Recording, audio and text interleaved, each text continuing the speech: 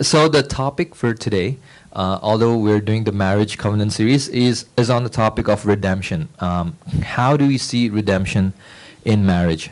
What is a marriage that redeems? And actually, this story that I'm going to share from is probably one of my favorite stories in the Bible.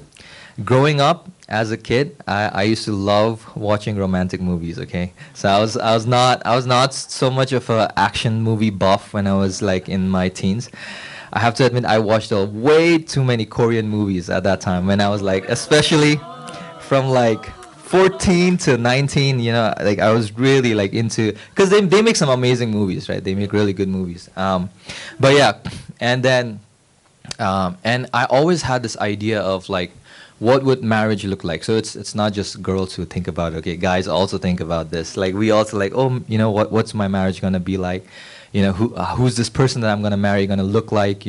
What are we gonna share and stuff like that. And so, growing up, I had these ideas in my head, and I looked at these stories. And sometimes, when we look at media and stuff, it's kind of a fairy tale story, right? As we grow older, we realize that it's more fairy tale than reality. But when I started reading the Bible, when I started looking at the Word of God, and it's so encouraging that the Word of God presents itself in such a true way, in a very transparent and open way, in all kinds of topics for our lives. It has the good, the bad, the ugly, but it also, at the end of the day, has a story of Jesus and how God redeems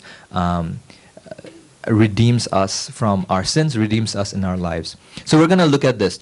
We're going to look at the story of Ruth, okay? I'm not going to read through the entire book of Ruth, but I'm going to take some passages, and if you have time, I encourage you go back home and read the story of Ruth. It's a beautiful story. So basically, in the story of Ruth, we see in Ruth 1 that there is this woman called Naomi. All right, she's an Israelite, and she and her husband, they moved to a faraway land, right? And she has two sons, and what happens? Her husband passes away, okay, and then her two sons, who marry women from that land in Moab, they also pass away.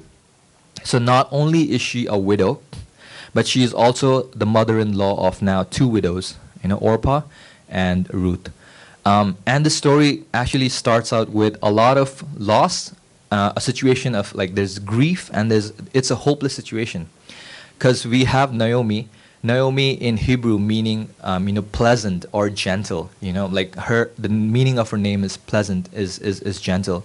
But like we see this woman go through this grief of not only losing her husband but also losing her son-in-laws, and in her grief, what does she do? She sees the situation as hopeless, to the point like she even changes her name to Mara. She says, "Don't ever call me Naomi again. Call me Mara, because my life has become bitter.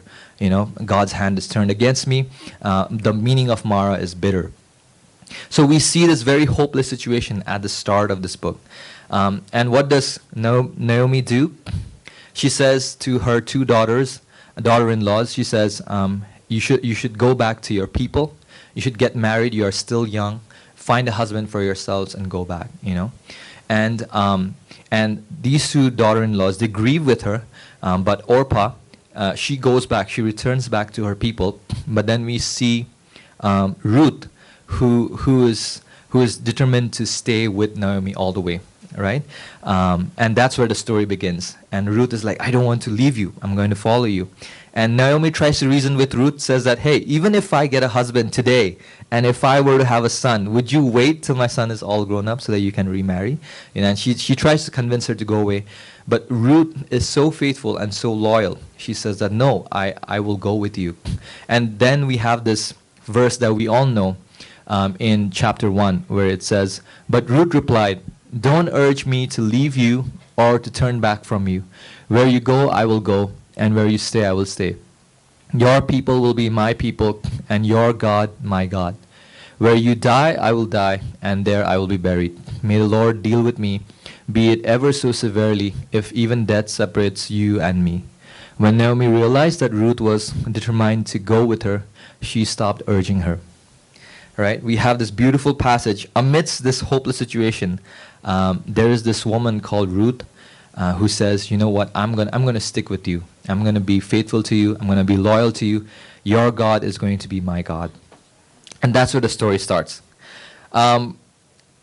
In and intertwining this story with my own story, me and Michelle, we got married in 2020 in the middle of COVID.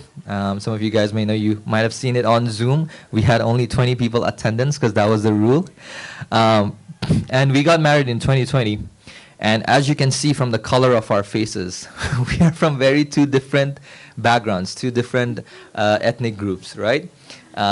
Michelle is very white. I'm very yellow, all right? And you know, Michelle, if you can see from our photos, so the one on the up, that's Michelle with her parents when she was a kid. She grew up in Canada, in a place called Nova Scotia, and that's me with my dad. I couldn't find one with me, dad, and mom all together. So that's me and my dad when we were traveling on the trains across India. Okay, so we, needless to say, we have had very different experiences in our life. Okay, very different people groups, very different cultures, very different ways of upbringing. And one of the things about when we got married, and it's been 3 years now, one of the things that I've learned is I didn't know how deeply I was Indian till I got married. Okay, it might sound funny, you know, but we sometimes, like, I used to think, oh, okay, I've studied, I've come out of my country, and you know, I kind of get people in the West and people from other cultures, and I'm in a foreign culture in Hong Kong itself and stuff like that. So I used to think, okay, I'm pretty open-minded in that sense, you know. I think I get it. But then it was just till I got married that I realized how truly Indian, or like, you know, Nepali or mountain boy I really am. You know, I remember me and Michelle, we towards the beginning of our marriage, one of the incidents that used to happen often would be, so for me, as somebody growing up in the mountains and the hills, we always have our food separate, right? So the rice is in a separate bowl, the vegetables is separate, the dal is separate, the meat. So it's never in one plate, right? It's always separate. Even though we mix it, it's like it has to be separate. And I remember Michelle used to be like, that's so inefficient, you know, like, if you put it in the microwave, you might as well put it on one plate all together and heat it up together. And I would be like, no, it has to be heated separately in separate containers. It's like, no, it's okay. We will take time to wash the dishes afterwards, but we're going to do this. So even tiny cultural differences like that, you know, that came to surface. And I was like, wow, like and I couldn't understand why I held on to that so much, why, like, it has to be separate, the food has to be separate. You know, it's such a tiny thing, right? But I held on to it so much, and we would often go back and forth on that. But that's the beauty of marrying somebody from a different culture. It's also like seeing that God has indeed made us different, and He has walked with us. And I want to go back to the story of Ruth, where I just want you to think about this. Ruth is a Moabite woman, okay? She's not an Israelite. Her customs and her culture, her upbringing is different to the one that she's married into, all right? And she actually, at this point in the story, she has a chance. She has a chance to go back to her people, to go back to that which is familiar, to that which is comfortable to her, and maybe to even that which has a better life in store for her. But what does she do? She says to Naomi that, hey, I'm going to follow you. I'm going to make your people my people. You know, I'm going to serve your God. Yeah, and that's so beautiful to see that there is this one woman who is being faithful and being loyal to Naomi. We see that when me and Michelle, we got married, we started understanding that marriages is, yes, it is a coming together of a man and woman, and for us to start our lives, but it is also a coming together of our families, a coming together of our cultures, a coming together of the things that we bring from our side, right? And we start experiencing that as our parents, they want to talk to her, her parents want to talk to me, and I started seeing that, oh, it is between me and her, this covenant that we have, but it includes so much more, and there is so much more beauty, but at the same time there are also a lot of these challenges that come that we have to navigate. So now we see in the story of Ruth, this woman who is deciding to follow Naomi back into Israel. And then we see the story progresses, and what happens is when they go back, Ruth starts working in the fields. And what does she do? She starts gleaning barley harvest. So by gleaning, what I mean is whenever the farmers in that time used to come to collect the barley grain, if there is something that would be dropped off from their baskets or would fall down, she would walk behind those farmers and she would just pick up whatever was left over from their baskets, and she would glean those things, and she would collect and she would keep those things. And she did that, and she would take that and she would sell that and she would bring that home to Naomi and provide for Naomi and herself. Now in this story then we see the entry of this guy called Boaz. Okay, Boaz he seems to be a well-to-do man in the story. He owns the land where she's working on. He owns the farmers that is working with her, and he tells the people who are working for him, he tells the farmers to, hey, don't trouble this woman. Whatever she wants to glean, let her glean. And even like let some extra barley out of your basket so that she can collect it.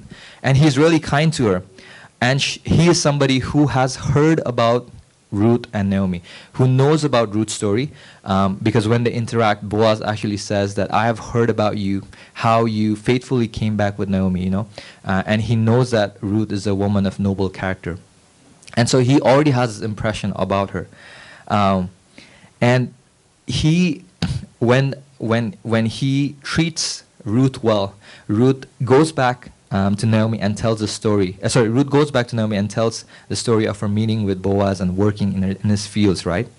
And then Naomi lights up. Naomi's like, he's our kinsman redeemer, okay? She uses this particular word, he's our kinsman redeemer. What is a kinsman redeemer, okay? Back in the day, in the Hebrew context among the Israelites, a kinsman redeemer was a male relative who had the privilege or responsibility to act for a relative who was in trouble, danger, or in need of vindication. Okay, so for example, if back in the day, if I had a brother, something happened to my brother, I'm the closest relative to my brother, I would have the responsibility to redeem his land for him or redeem his property, to make sure that his family line does not die out, to make sure that if there was a vengeful act against my relative, I would be the one to try and avenge them and bring them justice.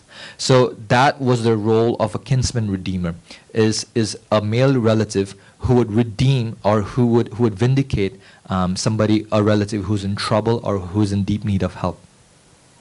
And so what do we see here?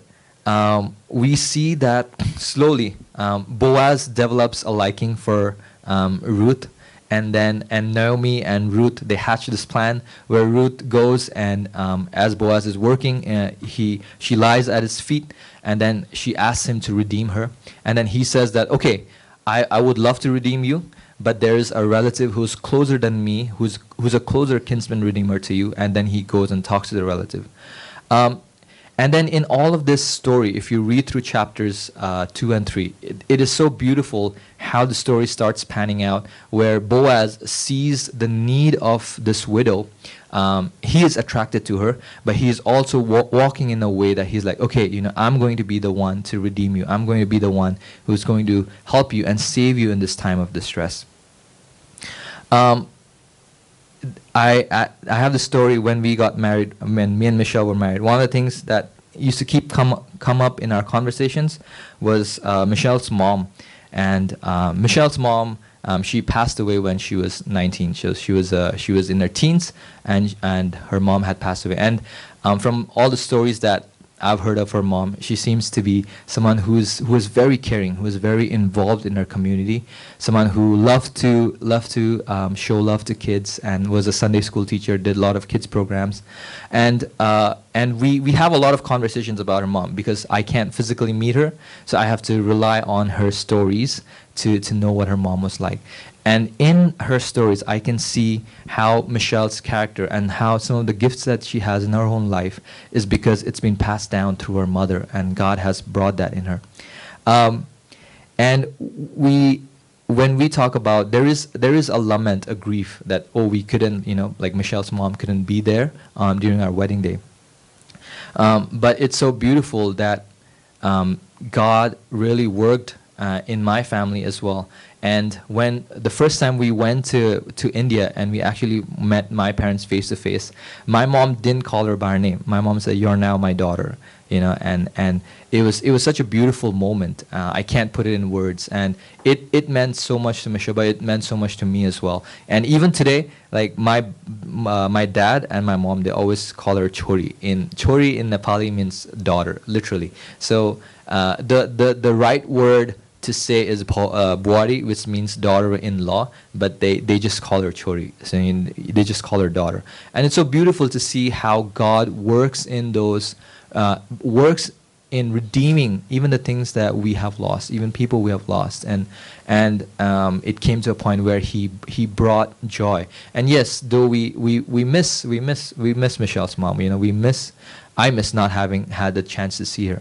But at the same time, we know that she's in a better place, and that God has restored through my parents, through her spiritual parents here in Hong Kong, what it means to be a mother to her.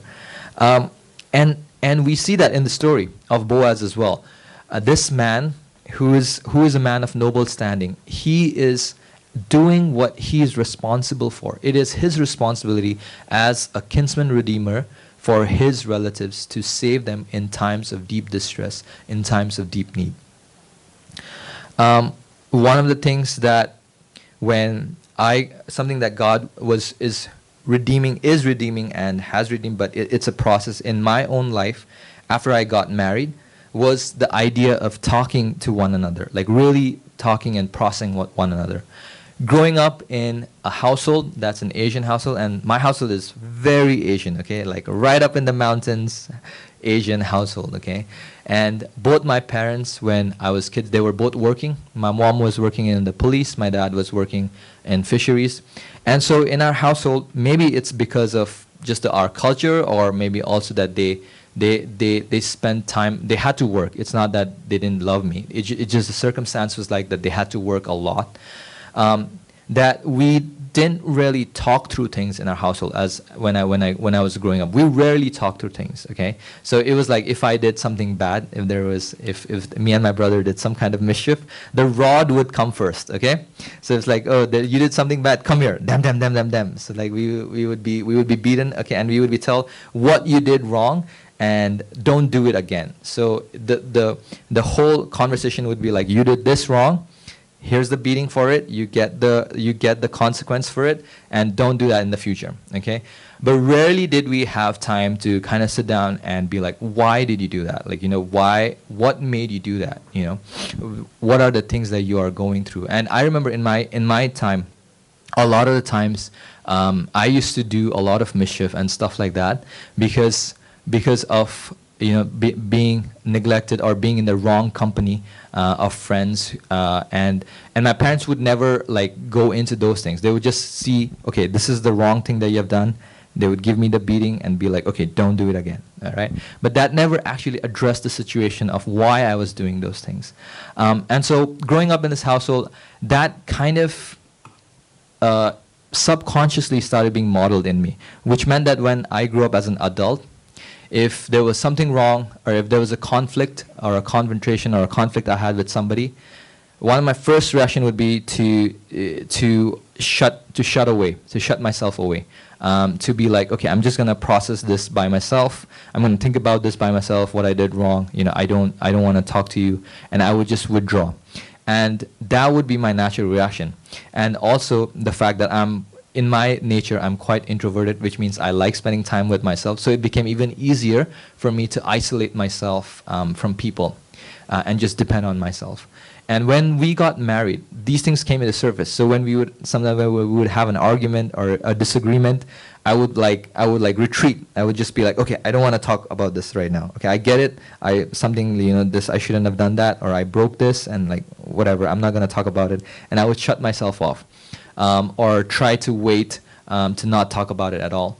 But I remember in our pre-marriage counseling too, and this couple who was saying, they used to always stress on this verse that says, don't let the sun go down on your anger, don't go to bed. Like they used to say, even if it takes you however long into the night, you guys need to sort your differences and be able to go to sleep. And so that is something that stuck with us, but that was something that was very foreign to me, because as a kid, I never experienced that. I rarely experienced somebody, like my parents come and tell me, hey, what happened? Why did this happen? Is everything okay? I rarely had that. And so when I was put into that situation where now Michelle, one of the good things about her in her upbringing was that they talk about these things. It's like, okay, what went wrong? Why are you feeling sad today about this day? Did something happen at work and stuff like that? And it took me time to really be able to build that connection where I was like, okay, I'm not feeling good because this person said this, and it really agitated me. But I wouldn't even want to process that, like verbalize it, because a feeling of like being weak, or like, oh, I'm not man enough to deal with this myself. But God has started redeeming that, and through our marriage and over time, and I'm still working on that, but God is working on us to be able to communicate more, to be able to share things of our deepest things in our hearts, to be able to share with her.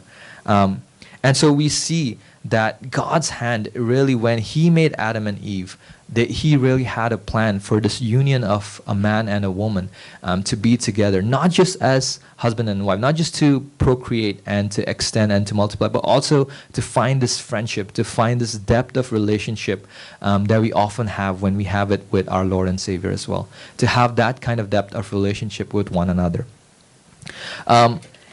Going back to this story, we see that Boaz, he is determined now to be the one to redeem Ruth. So what does he do? He takes the relative that is closer than him to Ruth, who is the closer kinsman redeemer. He goes in front of all the elders, and he says, hey, do you want to, if you want to redeem this woman and her property so that her name is continued, you'll have to take not her property, but you need to marry her as well, take her as your wife.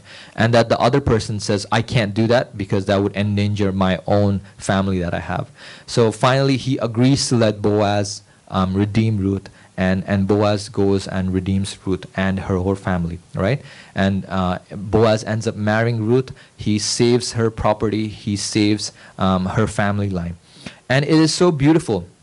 This story it's so beautiful because in this redemption, in this story, God is working in the story, and even though in this book God is not specifically mentioned, but you can see His hand so powerfully in this book. And the story ends with this story of redemption, of Boaz redeeming Ruth through marriage. It goes into that of a higher purpose. So what do I mean by that? If you look at Ruth chapter 4:18 to 22, it says, this then is the family line of Perez. Perez was the father of Hezron, Hezron the father of Ram, Ram the father of Aminadab, Aminadab the father of Nahshon, Nahshon the father of Salmon, Salmon the father of Boaz, Boaz the father of Obed, Obed the father of Jesse, and Jesse the father of David. And this is so amazing, right? Even in this story, and this is one of the reasons why I love this story so much, is Ruth is a Moabite woman. She is not an Israelite. She's a Gentile. She's not a Jew. And yet, in the story, through what Boaz did, through Ruth's loyalty to Naomi, through Ruth following, saying, I'm going to serve your God, through this one woman's obedience and faithfulness, what happens? She's included in the line of Jesus.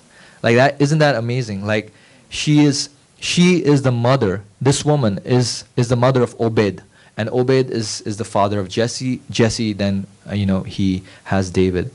And it's so amazing that this woman, in the bigger picture of things, she is in the line of Jesus, a Gentile who is in the line of Jesus. And you see God's heart and God's plan actually for the world in this. When I think about this, I see God's heart, because it's salvation was for all the world. Yes, salvation came through the line of David. It was first for the Jews, then for the Gentiles. But God's plan of salvation was always for the entire world. And this is just a glimpse into it. If you look at another verse from Matthew 1:5-6, Ruth and Rahab are the only women mentioned in the line of Jesus. Like, think about that for a second. If you read Matthew 1, you go all the way from the top. It shows the line of Jesus from where Jesus came, all the fathers. Ruth and Rahab are the only ones. And both of them are Gentiles. They are not Israelites. Rahab was a prostitute who saved the spies when they were entering Canaan. She was a Canaanite. And then you have this woman, Ruth, later, who is a Moabite, right? And these two are the only women who are mentioned in the entire line of Jesus. And that's so beautiful and that's so amazing, that the writers recognize that, God's plan is that of salvation, is that of redemption. And his work of redemption is also in our marriages, is also working in us through our marriages. And so, yes, like there are times, I know many people who are specifically called to live a single life, which is great, because Paul does talk about being single as well and what that has in store. But marriage is also such a beautiful thing. It is a part of God's design in the greater picture of things, not just a union between man and woman, but a union to show God's love, to show the story of God's salvation, to show the story of God's redemption. And I personally, I encourage people to get married. Like when I see young adults who are dating and considering, I'm like, yeah, like, you should think about it, because it is a beautiful thing. And yes, there are a lot of challenges. We have a lot of disagreements. But at the same time, I see the beauty. I see the beauty of verses like in Ecclesiastes when the writer says, a cord of three is not easily broken. My blind spot, I see my blind spots, and where, my wife, Michelle, is so much stronger. I see her blind spots and where I can come in and support. And it is such a beautiful thing. And I see God's redemptive story in marriage. I see God's redemptive story in the marriage of my own parents, who were really, at it with each other most of the time. But I see their lives now and how God has worked in them to develop a relationship between him and them. And so, yeah, I want us to see that. Like this story, if we go back to faithfulness, this story really started out with Ruth having this deep trouble and deep distress, both Ruth and Naomi. But even in that time of distress, Ruth chooses to put her faith in the God of Israel, to be faithful, right? And then we see from there the story of redemption, how through that God was working in the background to bring this man called Boaz into Ruth's life, and how he's the one who's able to rescue and to save Ruth and her family out of the distress. But the story doesn't end there. But the more beautiful part is, from that redemption, there is a purpose for this marriage. There's a purpose for the marriage of Boaz and Ruth, and that is to be the line of Jesus. To be the people who come down into the line of David, and who are the ones who are chosen to bring Jesus into this world. And so that's what I want to leave us with. It's like there is, even as we do this covenant series, right? There is God's faithfulness. Like when we choose to have faith together as a married couple in God, there is a story of redemption that's happening in our lives, even as we go about this. And God is redeeming us, redeeming our cultures, redeeming us through the work of marriage. And the beauty of it is, like, because we are saved in Jesus, there's a purpose for our marriage. There's a purpose for which we are called. Me and Michelle are still discovering that purpose. We know bits and pieces of that.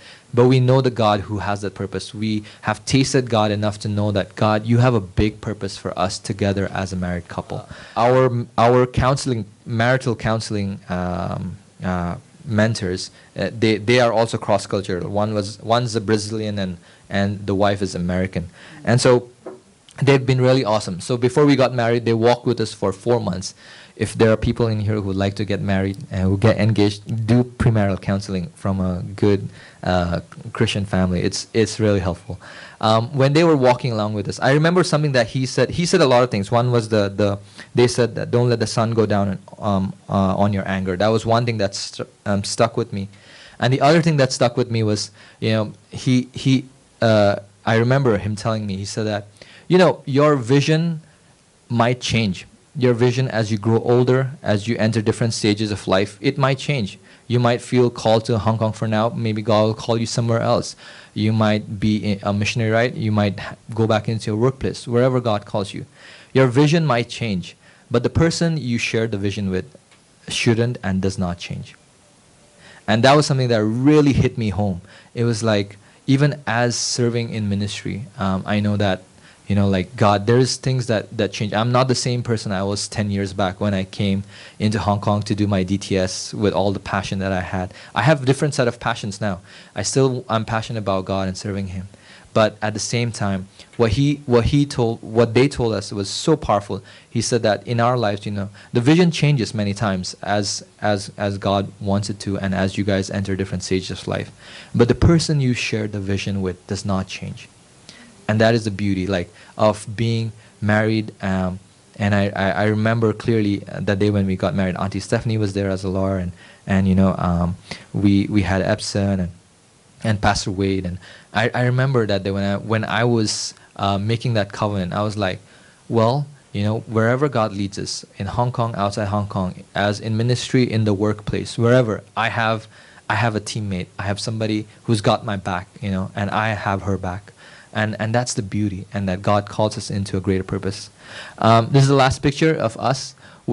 Because we got married during the COVID time, as you guys know, Hong Kong was really strict at that time, which meant that India was one of the red list countries, right? And so and as well as Canada, it's funny, but both our sets of family could not travel to Hong Kong to attend the wedding day in person. They were there on Zoom, but they couldn't. And that was something that was still missing in our hearts. We were like, yeah, we did the wedding and we recognized the wedding is first, but we really missed having our family there. And last year, actually, after 2 years of the COVID thing, and last year when things opened up, we were able to go back to India, and we had a small celebration with just our family members. And it was so beautiful. It was like God, and they welcomed Michelle. And as you can see, Michelle is actually in the traditional dress, Lepcha gown that we wear, and I'm in a suit. I'm not in my traditional dress, but it was so beautiful, this mixing of cultures, and seeing that even though we lost that time during COVID and our parents couldn't come, but God made a way 2 years later for us to still be able to celebrate with our family, and all of our family members, our uncles and aunts were there, and it was so beautiful. Like, yes, we lost not having them at the wedding, but God, really made a way, and it was so powerful to see that. And they were so appreciative of us.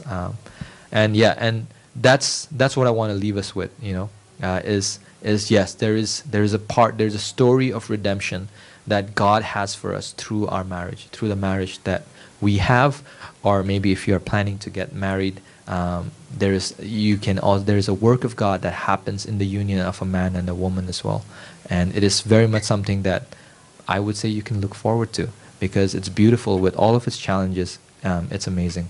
So, yeah, that's my time for today.